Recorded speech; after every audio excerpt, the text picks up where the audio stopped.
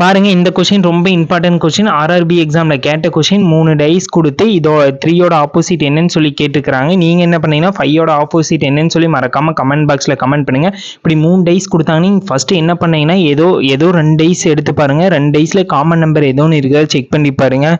Common number first டைஸ்லேயே 3வது டைஸ்லேயே பாருங்கள் 3 2 டைஸ்லேயும் இருக்குது. ஆனால் காமன் நம்பர் 3 நம்ம எப்போ போல கிளாக் வைஸ் எழுதுமோ அது மாதிரி எழுதுங்க.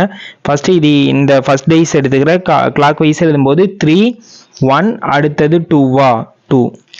அடுத்தது பாருங்க இந்த தேர்டு டைஸ் எடுத்துங்க. அதையும் வந்து கிளாக் வைஸ் எழுதுங்க. 3 அடுத்தது 5 அடுத்தது 4ஆ.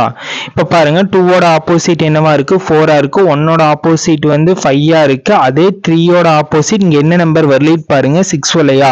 3யோட ஆப்போசிட் 6. நம்ம கிட்ட என்ன கேட்டிருக்கிறாங்க 3யோட ஆப்போசிட் தானே கேட்டிருக்கிறாங்க. 3யோட ஆப்போசிட் 6. நீங்க இதுல வந்து 5யோட ஆப்போசிட்